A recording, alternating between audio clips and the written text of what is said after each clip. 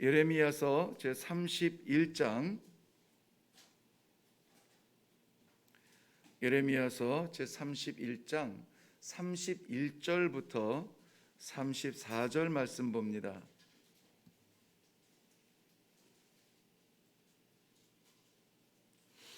(31절부터) 34절까지 말씀 우리 다 같이 합독하도록 합니다. 시작. 여호와의 말씀이니라. 보라, 날이 이르리니 내가 이스라엘 집과 유다 집에 새 언약을 맺으리라. 이 언약은 내가 그들의 조상들의 손을 잡고 애굽 땅에서 인도하여 내던 날에 맺은 것과 같지 아니할 것은 내가 그들의 남편이 되었어도 그들이 내 언약을 깨뜨렸음이라. 여호와의 말씀이니라. 그러나 그날 후에 내가 이스라엘 집과 맺을 언약은 이러하니 곧 내가 나의 법을 그들의 속에 두며 그들의 마음에 기록하여 나는 그들의 하나님이 되고 그들은 내 백성이 될 것이라. 여호와의 말씀이니라. 그들이 다시는 각기 이웃과 형제를 가르쳐 이르기를 너는 여호와를 알라 하지 아니하리니 이는 작은 자로부터 큰 자까지 다 나를 알기 때문이라.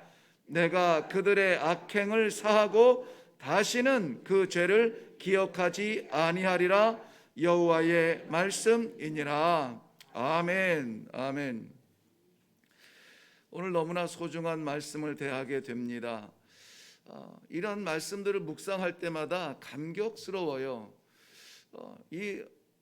이러한 말씀은 세상에 있는 말씀이 아닙니다. 하나님께서 그의 백성들에게 주시는 선물과도 같은 말씀인데 내가 이 말씀을 담을 수 있나?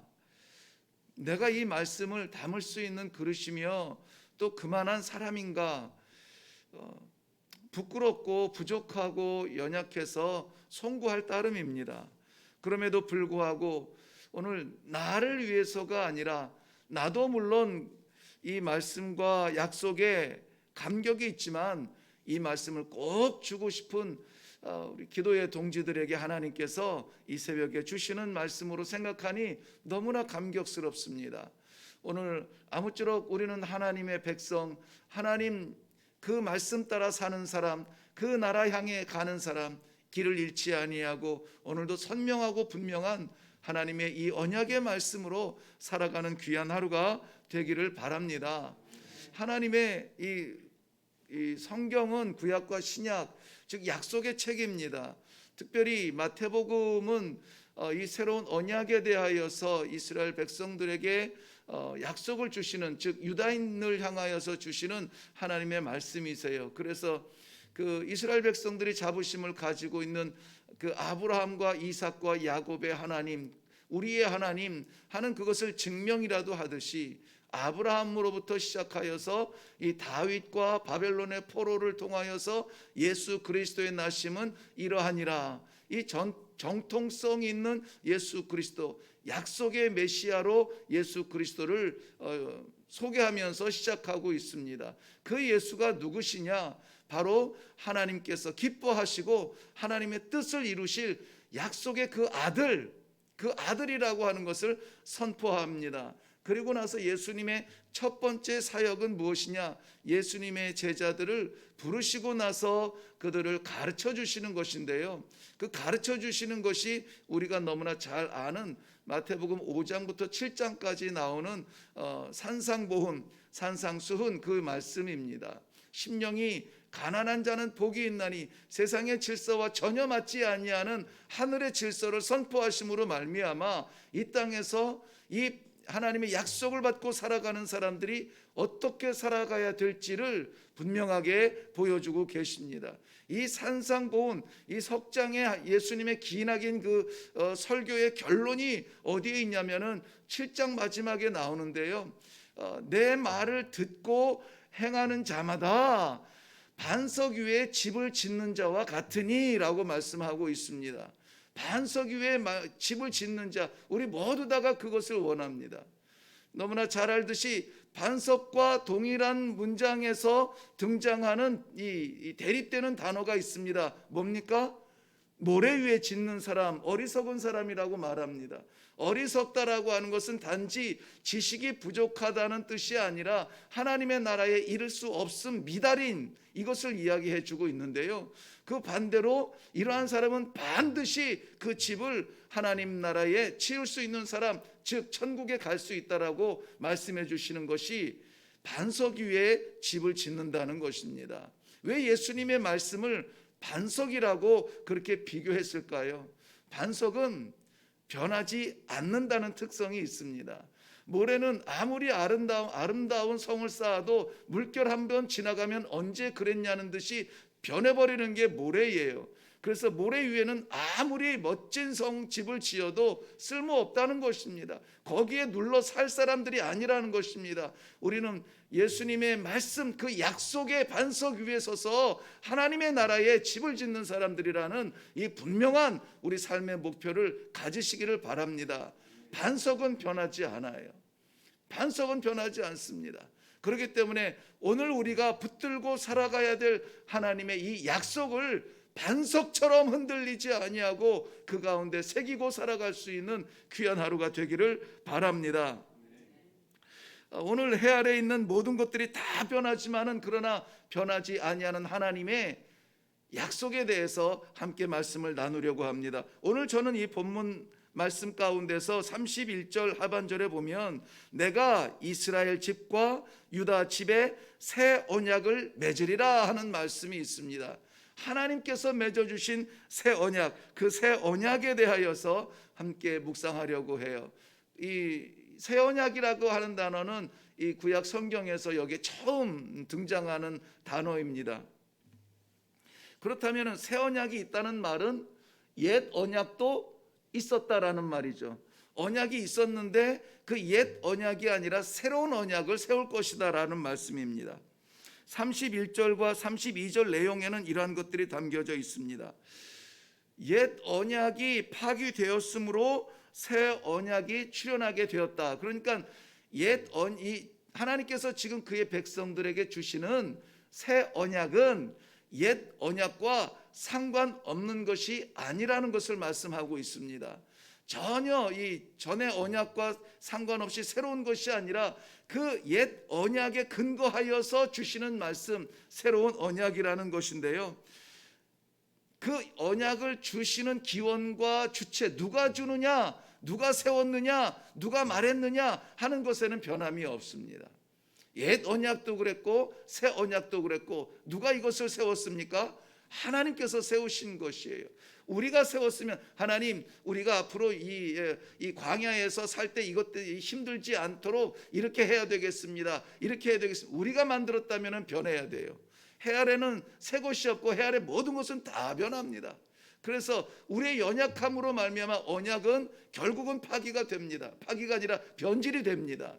그러므로 언약을 하나님께서 세우셨다는 것은 이건 분명하고 흔들리지 않는 그러한 언약이라는 것입니다.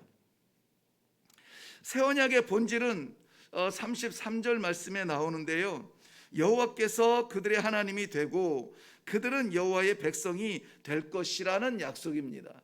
우리 이미도 앞에서 살펴봤지만 이것을 새 언약의 본질, 그 뿌리, 변하지 않은 바위가 있다면 바위의 바다, 그 모양이 어떨지 몰라도 그 근본, 그것은 무엇이냐? 너희는 내 백성이 되고 나는 너희의 하나님이 될 것이라는 것입니다.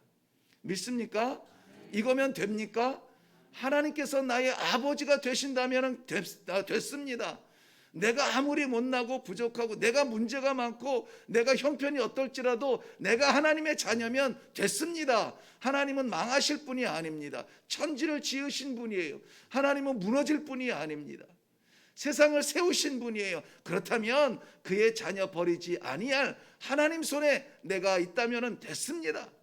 지금은 보이지 않습니다. 그러나 하나님이 보신다면 나는 그것을 믿습니다 하는 이러한 분명한 하나님과의 관계가 우리 안에 있기를 바랍니다.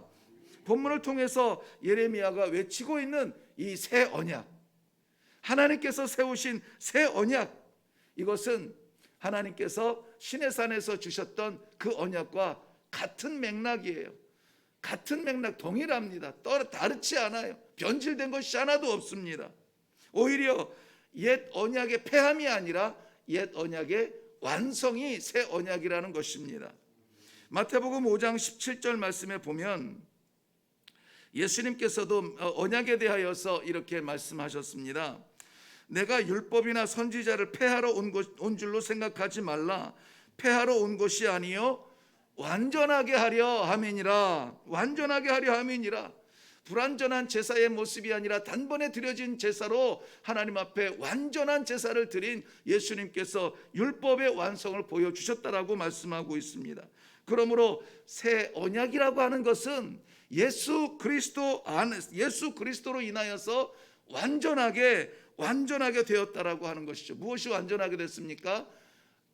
하나님이 나의 아버지, 우리 아버지고 우리는 하나님의 백성이라고 하는, 하나님의 자녀라고 하는 이 언약이 이제는 완전히 체결이 되어졌습니다. 누구도 빼앗을 수가 없습니다. 어떠한 형편에서도 아무리 우리가 죄악 가운데, 부족함 가운데 넘어져서 실수하고 좌절하는 가운데 있어도 이 관계만큼은 빼앗을 수가 없습니다.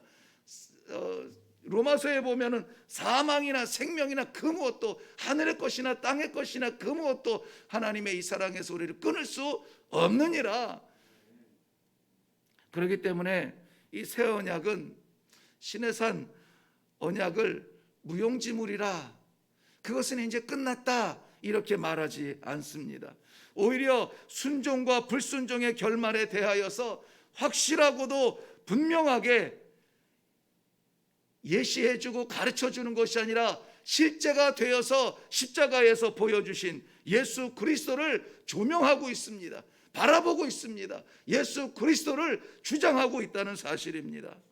우리는 옛 언약을 볼 수는 없습니다.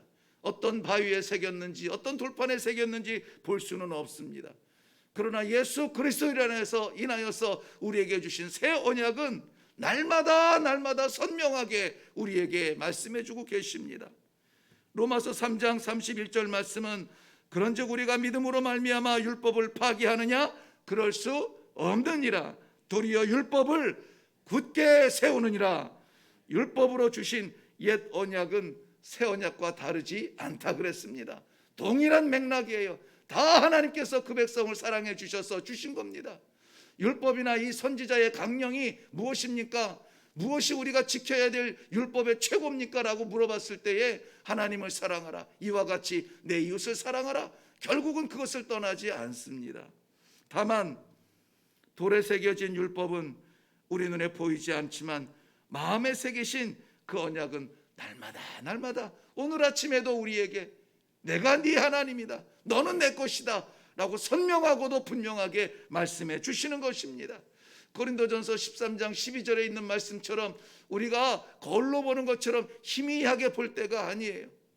지금은 얼굴과 얼굴을 대하듯이 너무나 분명하고 선명한 이 하나님의 약속을 받고도 약속 없는 사람처럼 두근두근하면서 두리번거리면서 여기 기웃 저기 기웃거리면서 그렇게 살아갈 사람들이 아니라는 사실입니다.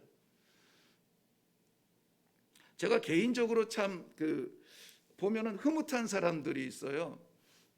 어떤 사람들이냐면은 믿음에 있어서만큼은 타협하지 않는 분명한 사람들이에요. 그런데 항상 그렇게 분명한 용사 같은 사람들이 아니라 깜짝 놀랄 때가 많잖아요. 아니 저분에게 저런 점이 있었나? 평소에 보면 그렇게 온화하고 말씀도 없으시고 수줍음도 많이 타시고 걸음도 그냥 새색시 같이 걸으시고 막 이런데 찬송할 때는 눈이 빛나요. 말씀 받을 때는 눈이 빛납니다. 아멘이 나옵니다. 기도할 때는 눈물로 뜨겁게 기도합니다. 그 사랑이 어디서 나옵니까? 인격에서 나오나요? 아니에요. 아버지의 사랑을 체험한 이 가슴에서 나오는 것입니다. 그림자처럼 희미하게 두리뭉실하게 하지 않아요. 내 말인지 네 말인지 모르는 단어들로 나열하지 않습니다. 간절하게 우리의 속에서 주시는 그 아버지의 말씀으로 기도하는 그런 모습을 봅니다. 그런 모습을 보면은 정말 천사도 흠모할 만한 아름다움을 가지고 있구나, 그런 것을 느낄 때가 참 많습니다. 명품으로 이렇게 치장했다고 해서 아름다워 보이지 않아요. 정말 천사보다 아름다운 모습들을 저는 아프리카에서 많이 보았습니다. 잘 씻지 못하고 잘 먹지 못하고 잘 입지 못해도 하나님 나를 사랑하신다는 이것 하나 붙들고 살아가는 그야말로 절체절명의 신앙으로 살아가는 그 성도들, 너무나 아름다운 소녀들이고 너무나 아름다운 청년들입니다.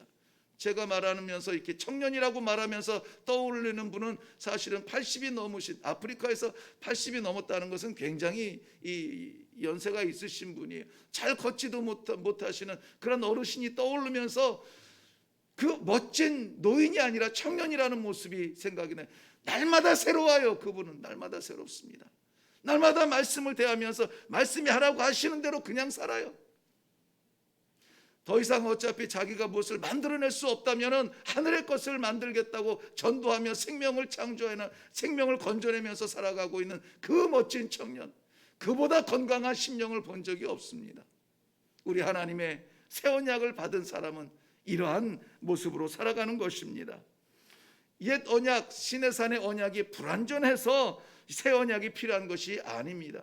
언약은 시내산 언약이나 그리스도를 바라보는 새 언약이나 다 하나님께서 만드셨다 그랬어요. 완전합니다. 그런데 그 언약을 지키는 사람이 불완전해요. 약속대로 이런 제사를 드리고 약속대로 이것을 지키고 이런 계명을 다 주셨는데 우리가 그것을 지키지 못하잖아요. 연약해서 지키지 못해요. 그렇기 때문에 하나님께서 그리스도를 앞장 세우셔서 언약을 갱신하여 주신 것입니다. 그러므로 오늘 말씀드리는 이 새 언약, 우리가 살아가는 우리의 힘의 삶의 동력이 되는 이 새 언약은 그리스도로만 유효합니다. 그리스도 없는 새 언약은 없습니다. 그리스도로 인하여서 새 언약이 우리 효력이 나타나게 됩니다. 그리스도의 보혈이 우리의 새 삶의 도장이 되는 것입니다. 오늘 그리스도와 함께 살아가는 새롭게 갱신된 언약의 백성들이 되기를 바랍니다. 옛 언약은 우리들의 죄를 지적할 수는 있어요. 그러나 새 언약은 우리들의 죄를 씻어 주시는 줄로 믿습니다. 그러므로 오늘 우리가 분명히 알아야 될 것은 시편 51편 10절에서 말씀하시는 것처럼 하나님이여 내 속에 정한 마음을 창조하시고 내 안에 정직한 영을 새롭게 하옵소서. 성령이 아니면 할 수가 없습니다. 누구라도 못합니다. 성령께서 주장하시고 성령께서 하게 하셔야 하는 것이지, 사람 가운데서 이것을 할 수 있는 사람은 아무도 없어요. 직분도 없습니다. 목사와 성도의 그건 직분의 높낮이가 아니잖아요. 차이가 없습니다. 목사도 성령 없는 목사가 말씀을 제대로 증거 못합니다. 성도도 성령 없는 성도 그저 껍데기만 왔다 갔다 할 뿐이에요. 그러나 어린 아이라도 하나님께서 그 안에 내주하여 주시고 성령께서 주장하여 주시는 그러한 영혼이라면 하나님 앞에 날마다 찬송하며 날마다 이 세상을 이기는 승리의 노래로 살아갈 수 있을 줄로 믿습니다. 그러므로 성령 하나님 허락하신 이 하루를 살아갈 때에 그리스도로 인한 새 언약의 백성으로 살아가게 하여 주시옵소서. 새 언약의 질서로 살아가게 하여 주시옵소서. 옛것의 습관과 꿈을 쫓지 말고 우리 그리스도로 인한 새로운 꿈을 꾸게 하여 주시옵소서.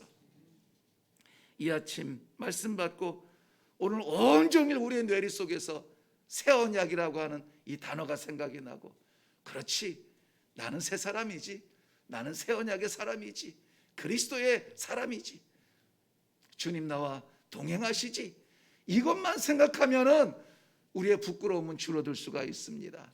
하나님께서 우리를 바라보실 때 기쁨은 늘어날 수가 있습니다. 어떻게 사시겠습니까? 기도하겠습니다. 살아계신 하나님 아버지, 은혜를 감사합니다. 습관처럼 일어났던 아침일지라도 하나님께서는 분명하게 새로운 약속을 작정해 주시고 이 아침에 저희를 불러주셔서 이 새 언약의 약속을 다시 한번 확인시켜 주시니 감사합니다. 잊었었습니다. 아버지 하나님, 그러나 오늘 주신 이 말씀 그대로 믿고 예수 그리스도로 인한 새 언약의 삶을 살게 하여 주시옵소서. 불순종의 부끄러움이 아니라 순종의 찬란한 영광을 바라보며 그 열매를 바라보며 일어나게 하여 주시옵소서. 연약합니다. 부족합니다. 함께하여 주시옵소서. 우리 하나님 아버지께서 날마다 이 새벽마다 부어주시는 은혜 감사하여서 하나님 앞에 마음을 다하여서 예물을 올려드립니다. 받아주시고 늘 주와 동행하는 삶이 되게 하여 주시옵소서. 감사드리오며 예수님 이름으로 기도하옵나이다. 아멘. 아멘. 이 시간에 우리 다 같이 기도할 때에 오늘 말씀의 중심 그대로 새 언약, 하나님께서 체결해 주신 새 언약, 그 언약의 사람으로 살아가게 하여 주시옵소서. 여전히 우리 속에서는 혼란한 숙제들과 답답한 문제들이 나를 괴롭히며 나를 가로막고 있으나 이 새 언약의 망치로 그 모든 불가능과 어려움과 좌절과 시험들을 깨트리게 하여 주시옵소서. 내 인격과 내 경험으로 살아가지 아니하며 이 성령 하나님께서 나를 주장하여 주시고 예수 그리스도의 그 길 따라 살아가는 승리하는 성도의 삶이 되게 하여 주시옵소서. 오늘 허락하여 주신 새 언약 확실하게 믿는 믿음으로 우리 하나님 아버지 앞에 간절히 감사의 기도를 올리면서 또 오늘 이 주신 소명의 말씀 따라 살아가겠다고 다짐하며 내려갈 수 있기를 바랍니다. 우리 다 같이 한번 주님 외치고 기도하겠습니다.